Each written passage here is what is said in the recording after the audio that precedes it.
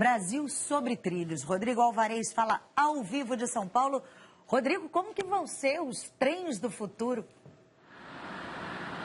Bom dia, Ana Luísa, bom dia a todos. Pois é, olha, desde segunda-feira a gente vem falando aqui de sucata, de burocracia, principalmente de abandono do que já foi esse grande projeto de integração nacional por meio de trens de passageiros.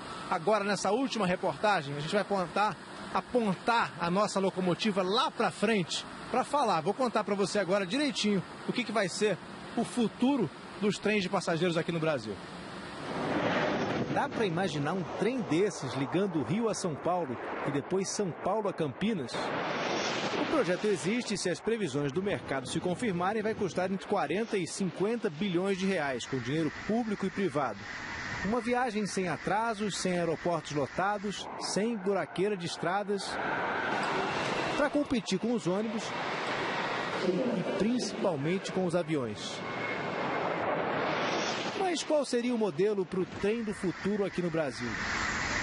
Seja qual for o escolhido, vai ser o primeiro novo projeto de trem de passageiros de longa distância em mais de 40 anos.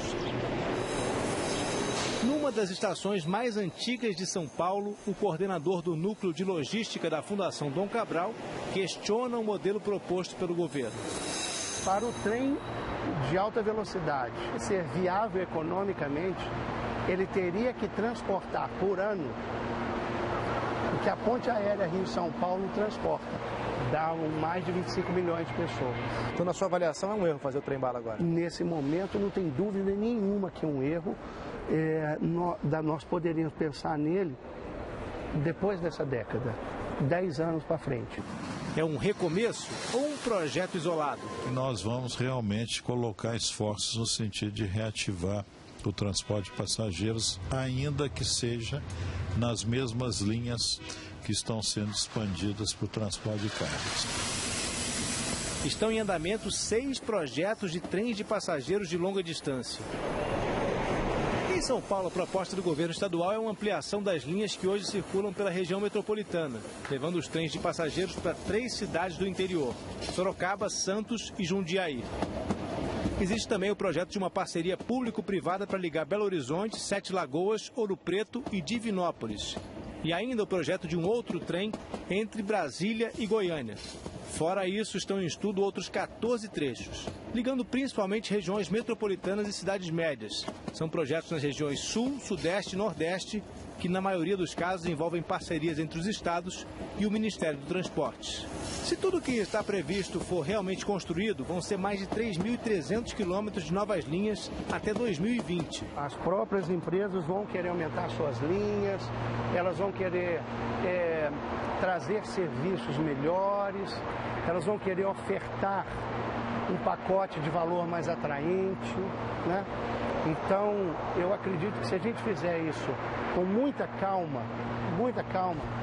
em uns 30 anos a gente readquire a cultura do trem de passageiros no Brasil. Se vale como incentivo, existe uma luz em altíssima velocidade lá na França. São engenheiros testando os limites de uma locomotiva.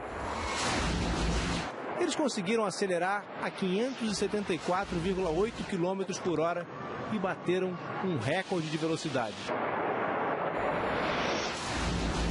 Tá certo que ninguém quer bater recordes por aqui, mas andar rápido, sem atraso e sem congestionamento, não seria um ótimo recomeço?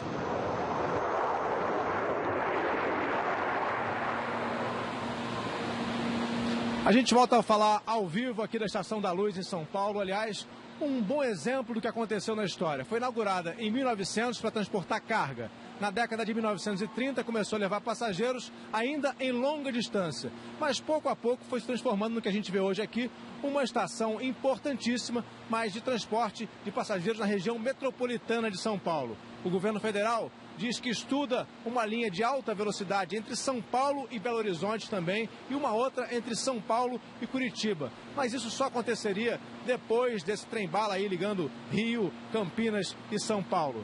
Chico, fala-se em retomada, mas por enquanto são só promessas. Quando será? Agora...